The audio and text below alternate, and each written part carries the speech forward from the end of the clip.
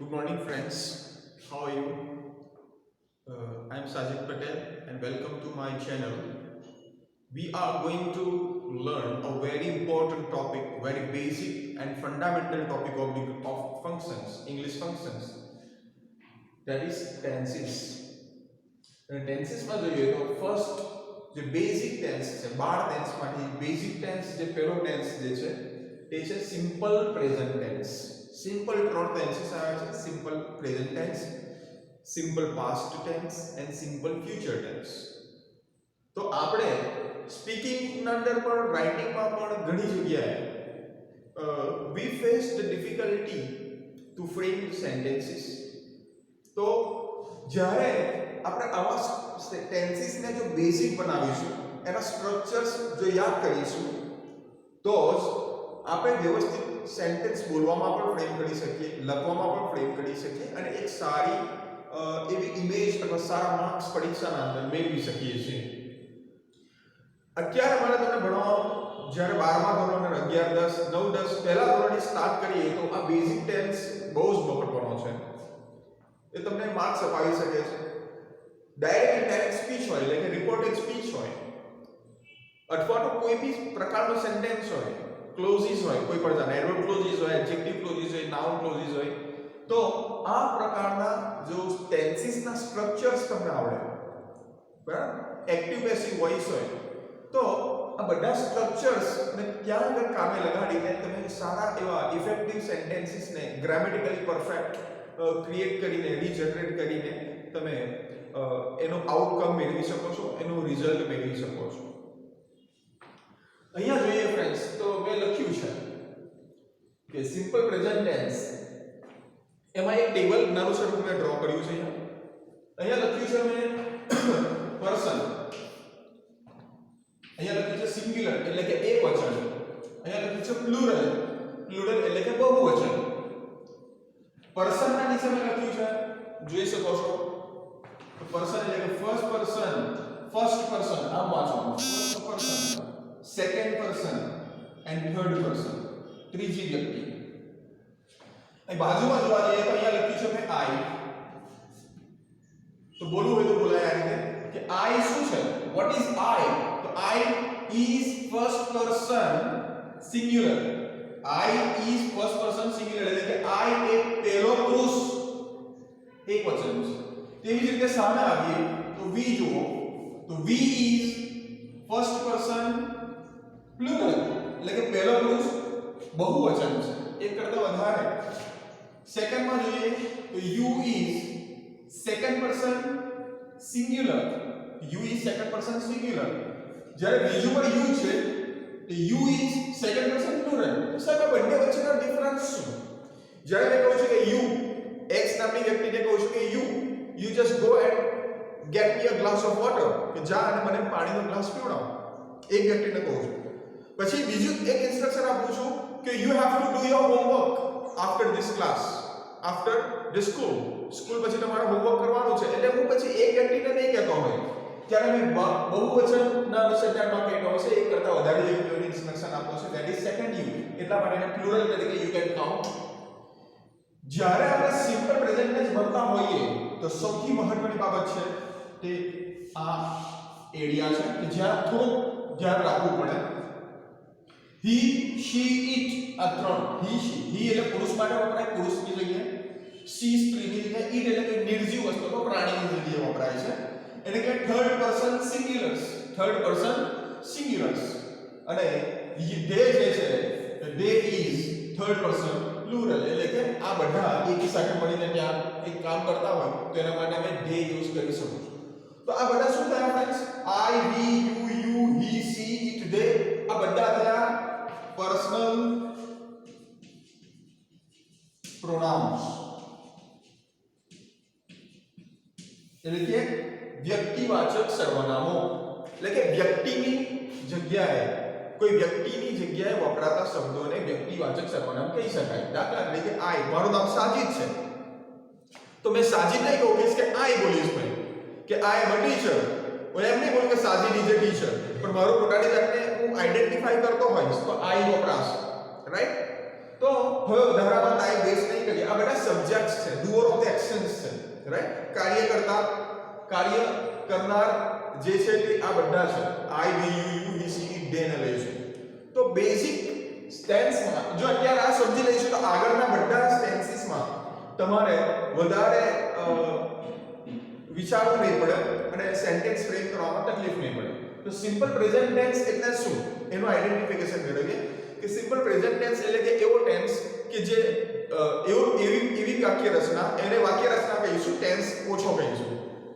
એવી વાક્ય રચના કે જે વાક્ય રચનામાં આપણે ડે ટુ ડે એક્શન બતાવીએ છીએ, કુદરતી નિયમ બતાવીએ, વૈજ્ઞાનિક નિયમ બતાવતા હોઈએ, બરાબર છે, આપણી આદતો બતાવીએ, દરરોજની હેબિટ્સ, બરાબર, પ્રેઝન્ટ ડેની હેબિટ્સ બતાવતા હોઈએ. તો હેબિટ્સ હું લખી નાખું, હેબિટ્સ બતાવવા માટે, દરરોજ ડેલી રૂટીન બનાવવા માટે, દરરોજ નો ટાઈમ ટેબલ કે દરરોજ આ કામ કરું છું. નેચરલ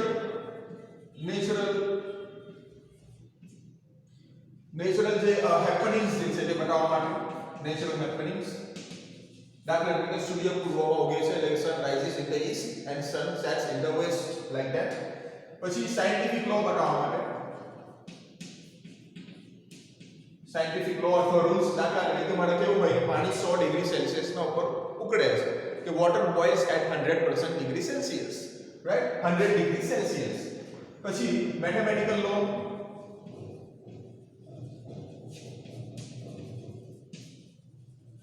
મેથેમેટિકલ રૂલ્સ અથવા લો બતાવવા માટે, દાખલા તરીકે 2 and 2 makes 4, એ રીતે પણ તમે મેથેમેટિકલ ઇક્વેશન બતાવવા માટે સિમ્પલ પ્રેઝન્ટ ટેન્સનો ઉપયોગ કરો છો, right? Habits, daily routine, daily habits, બરાબર છે, તમારી રોજબરોજની ક્રિયાઓ જે છે તે, તો એ દર્શાવવા માટે we are using simple present tense. આ એનું શું છે ફ્રેન્ડ્સ, તમે કઈ જગ્યાએ યુસેજ જે છે, યુસેજ ક્યાં બતાવો છો તે, આમાં વર્ડ્સ કયા આવે, શબ્દો કયા યુઝ કરી શકાય, તો શબ્દો એના જોઈ શકીએ. તો એમાં શબ્દો છે every day, always, never, બરાબર છે, daily, regularly, generally,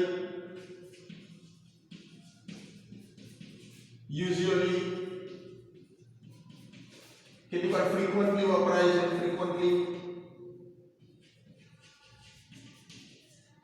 frequently, always, never, પછી every day, today, tonight.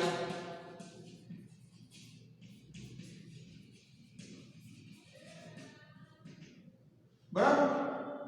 આ રીતે એના ડિમાર્કેટિંગ વર્ડ્સ હોય છે કે જે તમને ટેન્સ પારખવામાં હેલ્પફુલ થાય. ઓર એવરી ડે છે, every day, every Monday, every Sunday, right? એવી રીતે એવરી જે શબ્દ છે તે ઓલવેઝ, નેવર, ડેલી, નેગેટિવ સેન્ટેન્સમાં નેવર પણ વપરાય છે, ડેલી, રેગ્યુલર, ઘણા બધા વર્ડ્સ થી તમે પારખી શકો છો કે આમાં આ ટેન્સ રહેલો છે. તો જોઈ શકો ફ્રેન્ડ્સ, વર્ડ પર મેં લખ્યું છે, જરા જોઈ લેજો.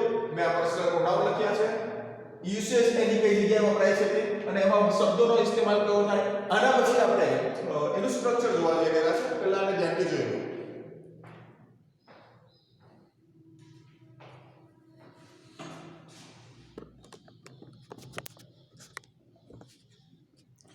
આજે ફર્સ્ટ મેં તમને જણાવ્યું છે તે એ છે પર્સનલ પ્રોનાઉન્સ.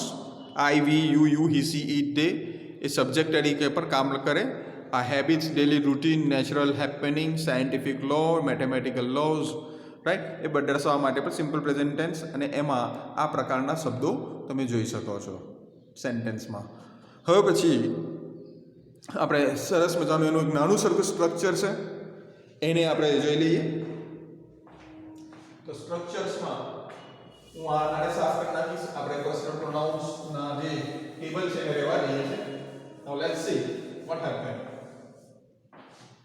એનું સ્ટ્રક્ચર છે સેન્ટેન્સ કન્સ્ટ્રક્શન, એટલે કે એનું સ્કેલેટન સ્ટ્રક્ચર પણ કહેવામાં આવે. જ્યારે તમે IELTS ના ક્લાસ કરવા જાઓ, કોઈ પણ ઇંગ્લિશ સ્પોકન અથવા તો તમે બેન જોઈતા હોય એવા ક્લાસીસમાં જતા હોય તો ક્લાસમાં તમને સ્કેલેટન સ્ટ્રક્ચર શીખવવામાં આવે. તો એકદમ સિમ્પલ વેમાં અંદર સ્કેલેટન સ્ટ્રક્ચર કરાવી છે.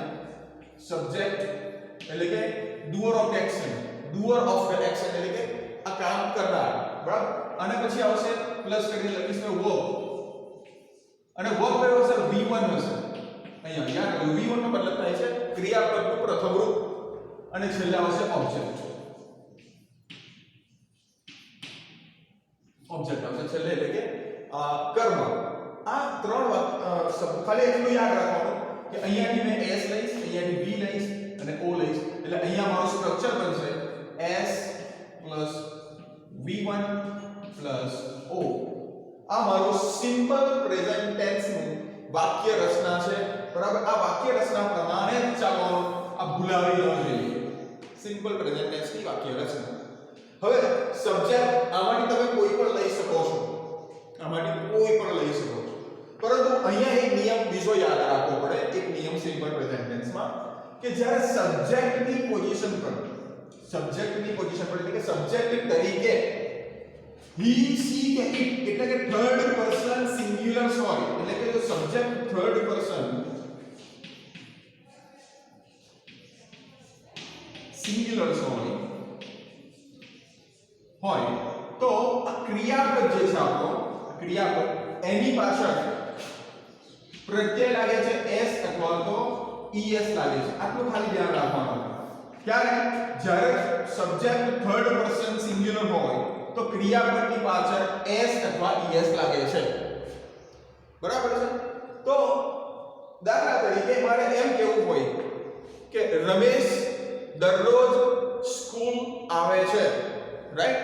તો હું ગુજરાતમાં લખું છું મિત્રો, રમેશ દરરોજ શાળાએ આવે છે. આ વાક્યને મારે લખવું હોય તો અહીંયા કરતા શું છે? કોણ આવે છે? સબ્જેક્ટ કોણ છે? તો રમેશ છે, રાઈટ? તો રમેશ અહીંયા લખીશ ને રમેશ. હવે મારે તમને એક વસ્તુ જણાવી છે કે રમેશ એ સ્ત્રી છે કે પુરુષ છે?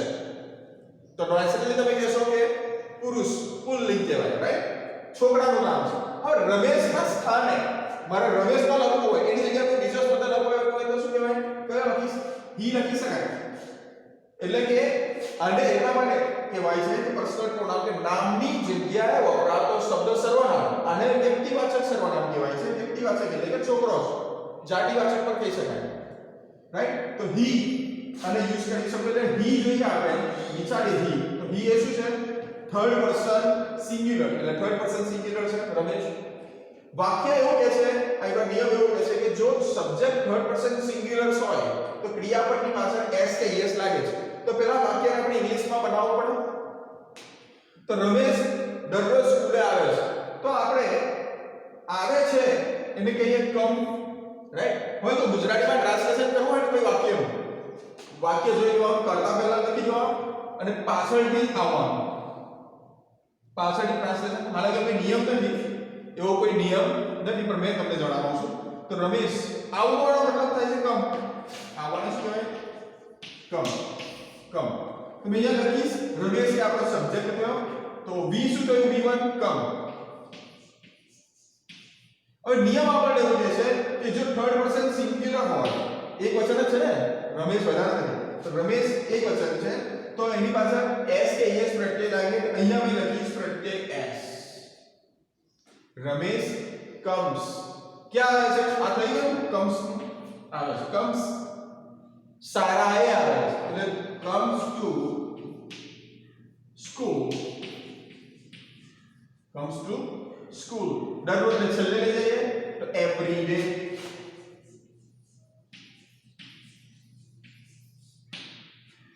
વાક્ય આપણું બન્યું Ramesh comes to school every day. જો અહીંયા આગળ રમેશ ત્રીજો પુરુષ એકવચન છે એટલે અહીંયા આગળ s કે es પ્રત્યય લાગે છે. આપણે s લગાડ્યા છે કારણ કે e ઓલરેડી છે અહીંયા, રાઈટ? તો આ એક બેઝિક પોઈન્ટ છે ફ્રેન્ડ્સ, એ સમજી લેજો. કારણ કે આના પછી બીજો એક વાક્ય રચના જોયેલા છે. સબ્જેક્ટની જગ્યાએ મેં એવું લખીશ કે બાળકો દરરોજ શાળાએ આવે છે. બાળકો દરરોજ શાળાએ આવે. મેં એક આની વાક્ય રચના લખી છે. તો બાળકો એટલે ઇંગ્લિશમાં શું કહે છે? રમેશને આપણે અહીંયા સબ્જેક્ટ તરીકે લીધું, રમેશ, રાઈટ? તો બાળકોના માટે બહુવચન શું વપરાય છે? બાળક હોય તો ચાઇલ્ડ ને બાળકો હશે તો ચિલ્ડ્રન, બહુવચન છે ચિલ્ડ્રન, રાઈટ? હવે મેં તમને કહ્યું એ પ્રમાણે આપણે પાછળથી આગળ આવીશું સેન્ટેન્સને બનાવતા આવે છે તો કમ પડી બાળકો બહુવચન છે એટલે કે ધે કહી શકાય. યસ, આમને ધે કહી શકાય. ચિલ્ડ્રન એટલે ધે, રાઈટ?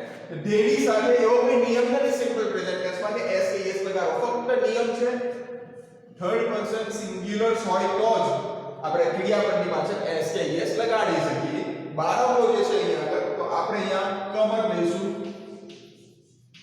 આની પાછળ એસ આવશે નહીં એટલે મેં અહીંયા ઉપર લખી દઉં છું like children come to plus આજે શાળાનો મતલબ થશે અહીંયા આગળ school. Children come to school every day.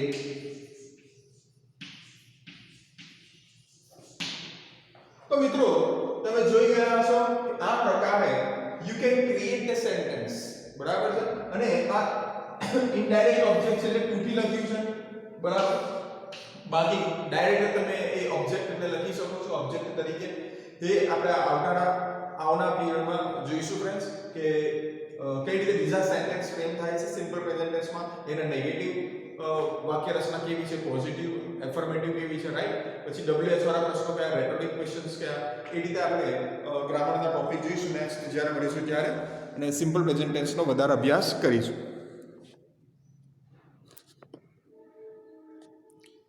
આ જોઈ શકો છો ફ્રેન્ડ્સ, રમેશ અને ચિલ્ડ્રન એ બંને થર્ડ પર્સન જ છે, પણ રમેશ એ થર્ડ પર્સન સિંગ્યુલર છે, જ્યારે ચિલ્ડ્રન એ થર્ડ પર્સન પ્લુરલ છે. એટલે જ્યારે થર્ડ પર્સન સિંગ્યુલર હોય તો જ આપણે ક્રિયાપદની પાછળ તમે શું કરી શકો છો, એસ લગાડી શકો છો, બરાબર? જ્યારે બહુવચન છે ચિલ્ડ્રન તો એની પાછળ એસ લાગશે નહીં, એ ફક્ત V1 જ રહેશે, કમનું કમ જ રહેશે. એ રીતે વાક્ય રચના ક્રિએટ થાય છે. આ તમને ખાલી જણાવ્યું છે સિમ્પલ પ્રેઝન્ટ ટેન્સમાં થર્ડ પર્સન સિંગ્યુલર બહુ જ મહત્વનું કામ કરે છે ફ્રેન્ડ્સ. તો નેક્સ્ટ વિડીયોમાં આપણે જ્યારે મળીએ ત્યારે થોડી વધારે ઇન્ટેન્સિવ પ્રેક્ટિસ કરીશું ફ્રેન્ડ્સ. ત્યાં સુધી આ જોઈ લેજો. કંઈ ડાઉટ હોય તો મને કોમેન્ટ બોક્સમાં લખજો, અને આપણે આના ઉપરથી એક્ટિવ પેસિવ અને ડાયરેક્ટ ઇનડાયરેક્ટ સ્પીચ પણ તમે શીખી શકો છો. આનું સ્ટ્રક્ચર ખાસ મહત્વનું છે, એ ધ્યાનથી જોઈ લેજો. S+V1+O. Thank you friends for watching my channel.